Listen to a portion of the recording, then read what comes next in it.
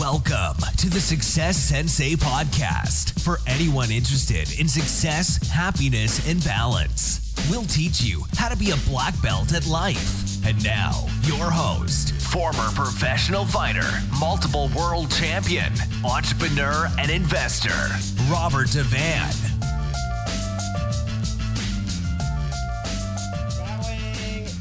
This is Roundhouse Rob, the Success Sensei, helping you to win at life one kick and punch at a time.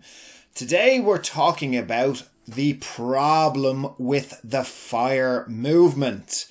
This is episode 198. Welcome to the main event. It's the Success Sensei podcast main event. The problem with the FIRE movement. Before I get started, first of all, what is FIRE? Well, it's a movement that has gained a lot of momentum very recently, especially over the last couple of years, last few years. There's a lot of podcasts about FIRE, and it stands for Financial Independence Retire Early. So there's a lot of people that believe in focusing on financial independence, retire early. Sounds like a good thing, right? Well, before I get into this, I do want to actually say that I am a fan. I can't say that I'm in the movement. I'm not a practitioner of FIRE. Maybe I would have been had it been around earlier on as I was growing up. Maybe I would have focused a little bit more on it. But that I actually am a fan and I am into the positive things that it's promoting to the masses. But like with everything, I do think there's drawbacks. I do think that you're foolish if you mindlessly go towards any of these acronyms and any of these new age movements. So I have 10 points and 10 things to think about if you're going to follow the FIRE movement. Maybe you're accustomed to it already, and maybe these are things that have come into your mind as well, and I'm just voicing what you're already thinking. Maybe you think I'm completely off the wall for criticizing the FIRE movement and all the many benefits that it brings many people. And if that's the fact, certainly let me know your opinion. And it's not a personal attack against FIRE. In fact, the opposite. Hopefully there's people listening to this episode that have never experienced financial independence, retire early movement. And maybe it will focus you and make you want to really do your research, and you might become part of it as well. So I'm not trying to turn you against it. I'm just saying go in with your eyes wide open. Now, the very first point I want to get into is, and I have written down here, cult. The problem with any group, any movement, any commonality of thought is that it ends up coming with its own rules and leaders and ways of customs. It's like everything else. It's like martial arts. It's like kickboxing, that, the background that I come from. It's very easy for these things to appear like cults with their own traditions. And I suppose I'm very much a non-conformist, as you'll know from, I think I did a non-conformist episode at one stage, and maybe that's why I'm against any particular affinity to any groups or saying that I'm a part of a group, even if I do share a commonality of thought with that group. So, it's the same with you. If you want to practice the FIRE, you don't have to sign up to absolutely all the rules or all the leaders or all the traditionals or all the customs or all the ways. That's what can put a lot of people off these things, is when they have a cult-like appearance. And I am suggesting that it's happening with the FIRE movement. So that was number one. Number two, it can promote an over-reliance on frugality. Now, frugality is definitely not sexy. Living well below your means, sacrificing things that you would like to have for the sake of saving your money and living an extremely frugal lifestyle. Now, I hear what you're saying. Not everybody in the FIRE movement is promoting extreme frugality, but a lot are, and it does have frugal connotations to even the acronym, to the name, to the movement. And it's not all about, I understand as well, you'll hear other terms bandied around like fat fire and lean fire being extreme frugality, fat fire being, not as much frugal or not concentrating on frugality. But I think it's so linked to depriving yourself of simple luxuries in daily life in order to be able to save as much as you can, that I think there's an over-reliance on, self-sacrifice nearly. That's number 2. Number 3, it is an American system of, stock picking mutual funds and ETFs that aren't available globally. They're certainly not available.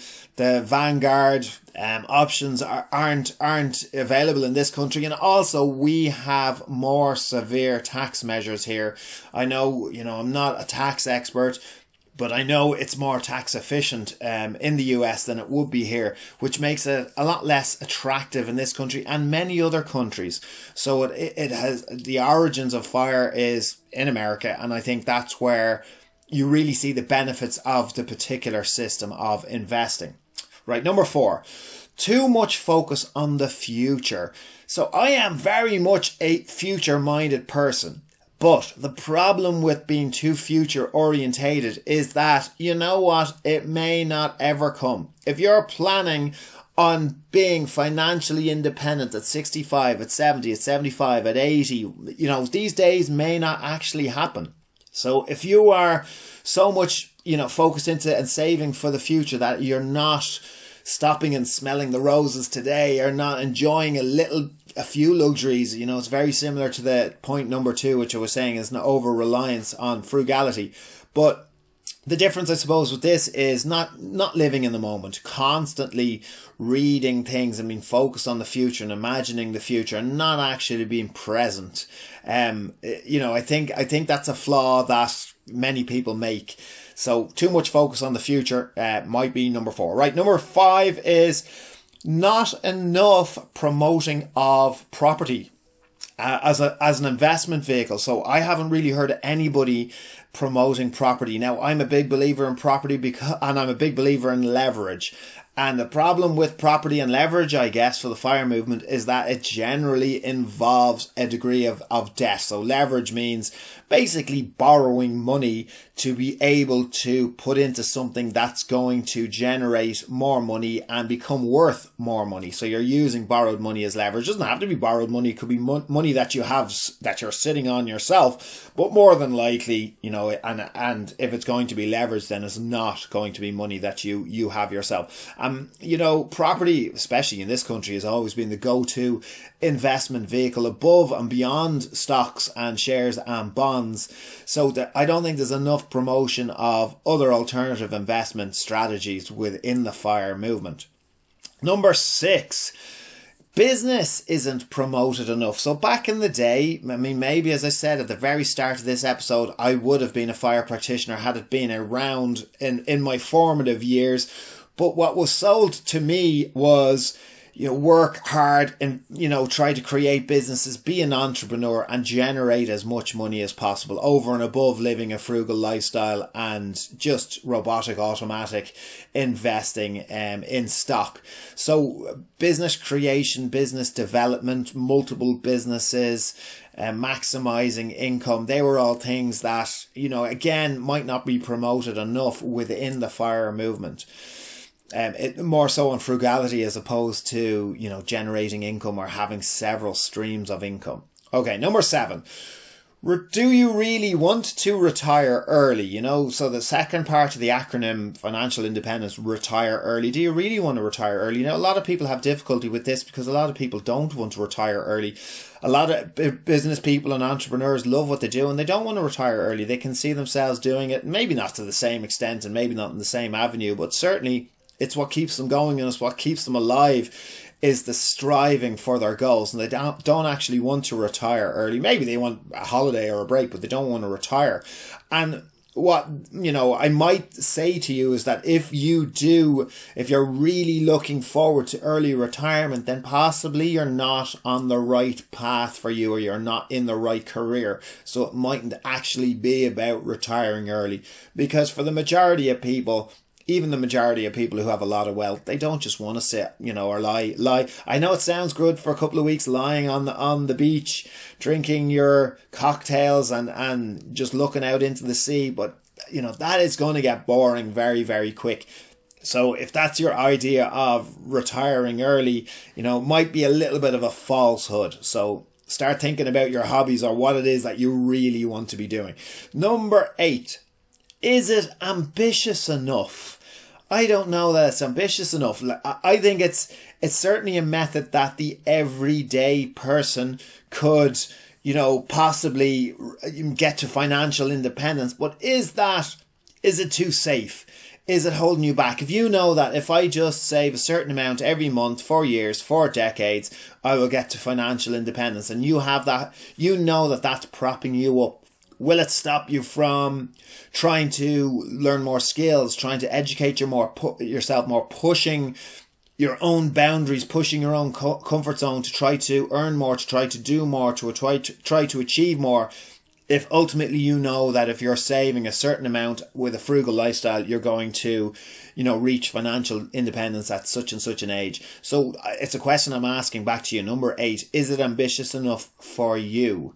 Number 9, financial independence is a soft phrase for wealth accumulation. Now, I'm holding that against the FIRE movement.